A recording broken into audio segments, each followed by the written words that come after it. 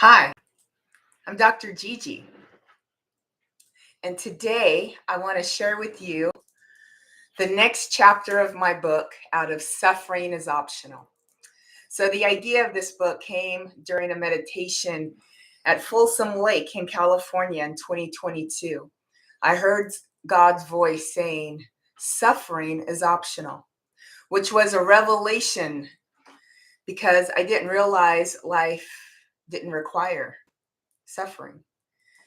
And then I realized in that moment that I created my own suffering through the thoughts, feelings, and beliefs that, happen right between my ears.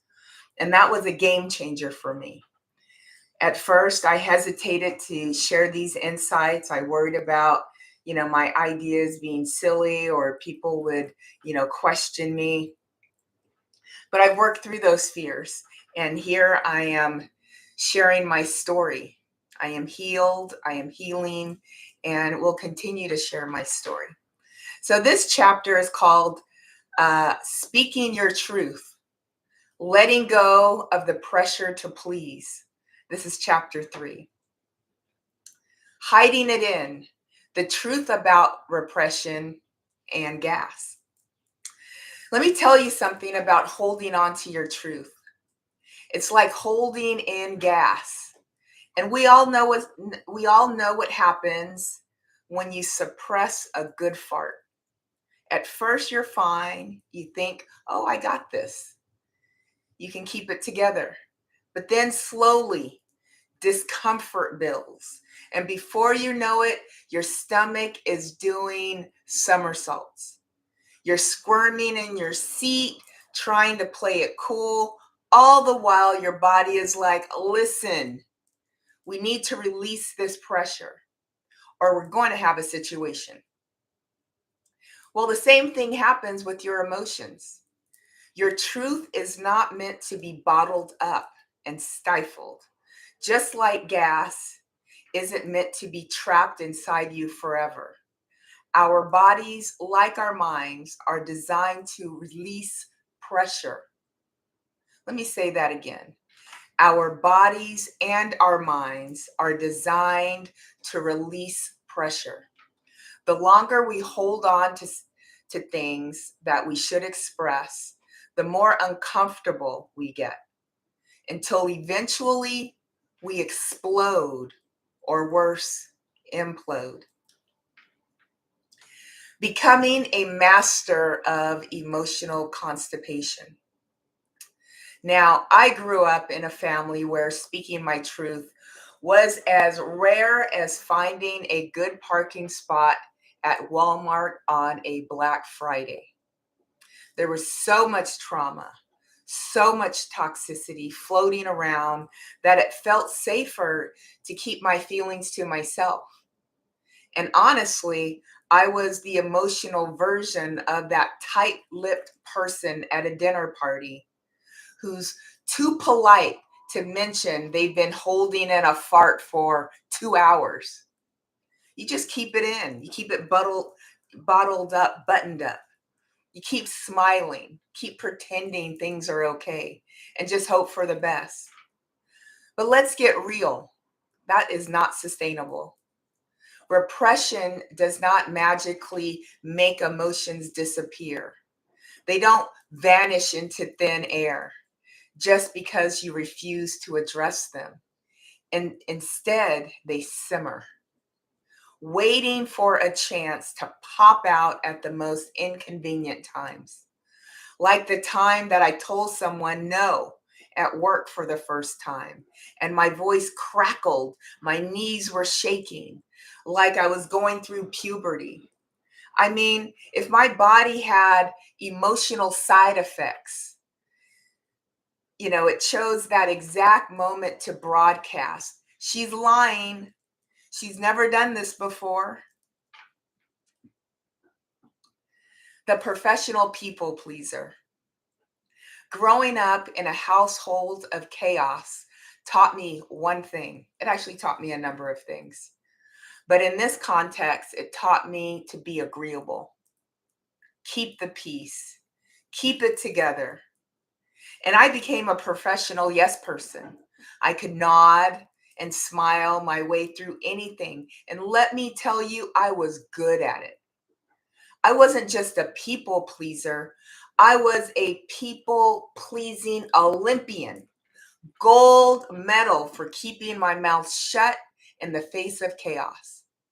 This skill, by the way, made me an absolute star at work. I mean, come on. Being a yes person is basically part of the job description. You're told to agree with decisions that make you question your sanity, all the while keeping a poker face, strong enough to win the Texas Hold'em.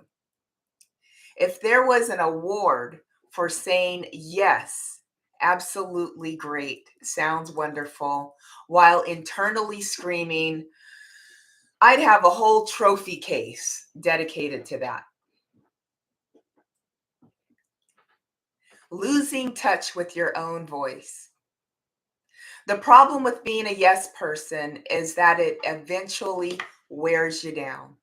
You start to lose touch with what you actually think and feel. It's not that I wasn't being honest with other people. I wasn't even being honest with myself.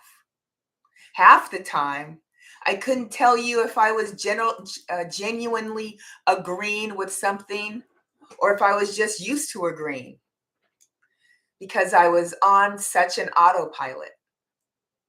And don't get me started on the moments I had to tailor my response to maintain peace. I was like the emotional UPS, delivering packages of sure, no problem, or of course, without even checking the contents. It took me a while to realize this was not a healthy place to live. You can only stuff your emotions down for so long before you become emotionally constipated. And I'm talking full on mental blockage. Eventually, that pressure has to go somewhere. And it usually comes out in the form of passive aggression, passive aggressive comments, random bursts of anger, or that ugly cry at the drive-through when they mess up your order. The sweet relief of speaking your truth. Here's the thing about speaking your truth. It's freeing. It's liberating. It's like finally releasing the gas you've been holding in. Pure relief. Sure, the first few times you try it, it's awkward. It doesn't feel comfortable. It might even come out a little loud, a little too fast. It might surprise people.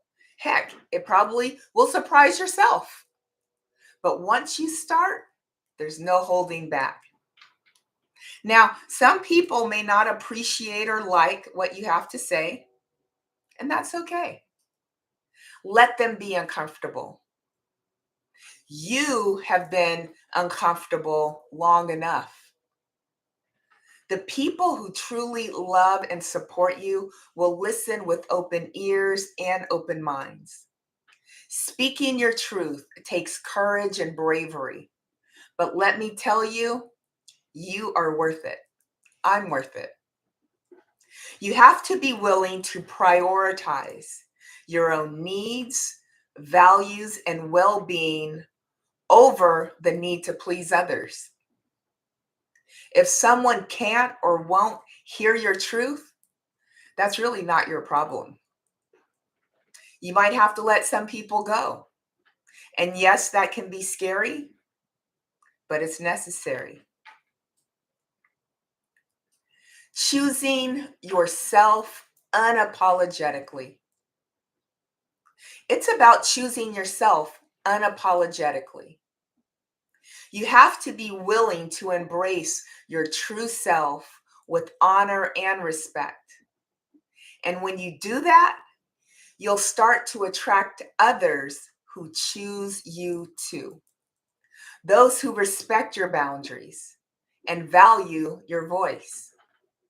It's like creating your own tribe of your own people who not only hear you, but celebrate you for speaking up. So the next time you feel like holding back your truth, remember this: choose you first, and then choose people that choose you.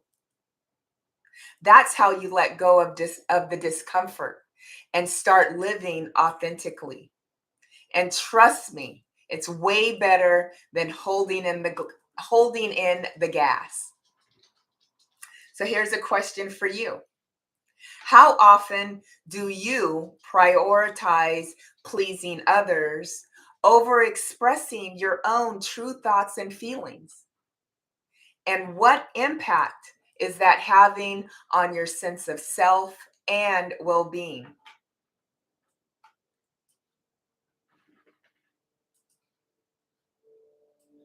Thank you.